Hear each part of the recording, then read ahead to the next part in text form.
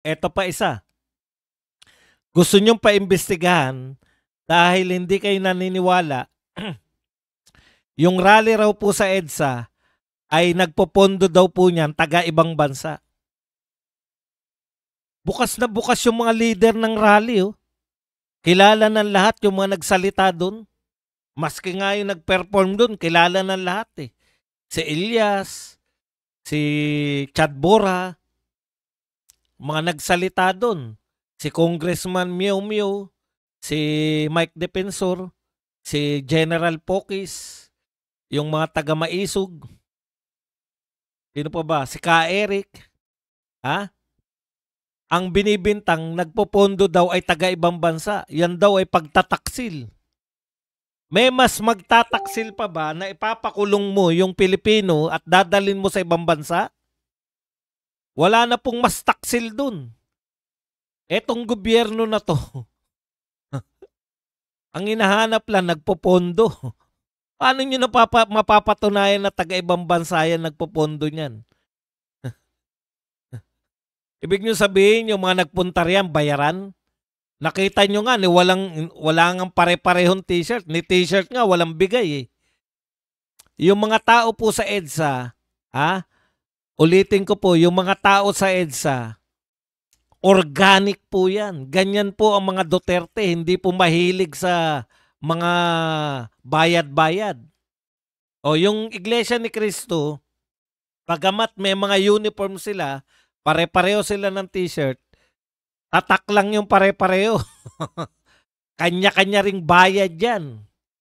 O, kilala po natin yung Iglesia ni Cristo, huwag niyong papalabasin na bayaran niya mga yan. Sila pa po ang nagkakagastos para umatin ng rally. Meron nga 85 years old, nakiangkas pa eh sa mga sasakyan na papunta sa rally. Oh. Tapos sasabihin ninyo na ang gusto nilang palabasin, bayaran nyo mga umaten dyan, utot nyo. Bayaran. Makikita nyo naman po kung bayaran o hindi. Una, walang mga t-shirt. Nakita nyo ba yun sa EDSA rally? Walang mga t-shirt yun. Pupunta doon ng mga tao, hindi magkakakilala. Ayaw na lang nila, gusto na lang nila na magkaroon ng pagbabago. O, yan po pinapalaganap nila ngayon eh. Na yan daw po ay may nagpopondo na taga-ibang bansa. Eh, ang tunay po may nagpopondo, si Ramon Tulfo umaangal, oh. Nawala daw yung 50 million na pambayad sa mga vlogger at influencer. O, bakit kaya umaangal si Montulfo? Montulfo, apektado ka. Yan ba kinatwira sa'yo, Montulfo? Yari kayo kay Montulfo. Pag hindi nyo napalabas, ha? O, ano po ang mas nakakahiya? Ano po ang mas katraidoran? Yung mag-rally ka? Ha? Dahil ayaw mo na ng korupsyon? O yung ipahuli mo yung kapwa mo Pilipino? Ano po ang katraidoran?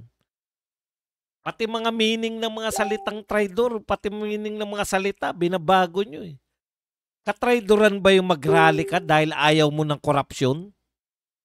Yun ang mga pumunta sa EDSA. Nag-rally dahil ayaw na ng korupsyon. Dagdag pa. Lahat na nagpunta ron, ang panawagan, Marcos resign. Sasabihin nyo, inciting to sedition agad? Diyos ko. Hindi naman sinabing ibagsak si Marcos eh. Marcos resign lang. Ibig sabihin, ikaw ang pinagre-resign. Nasa iyo yan. Hindi ka naman pinapanawagan na ibagsak eh. Oh. Ngayon,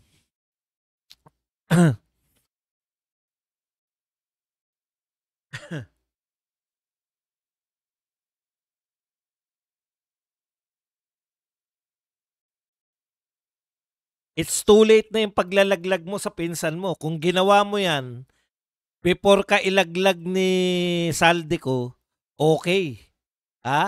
Baka matigil na to, matutuwa na yung mga Pilipino. Kung ginawa mo yan, bago ka binulgar ng ate mo na ikaw ay adik, okay lalo.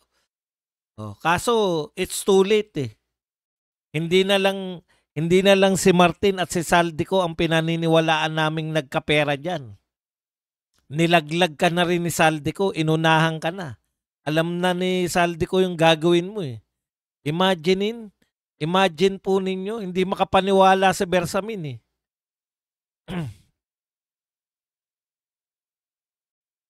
Nawala na ako.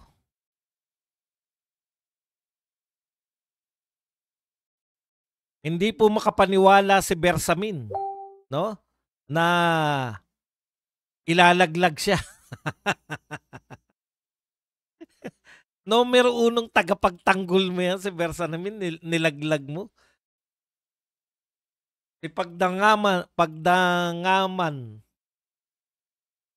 hindi rin makapaniwala.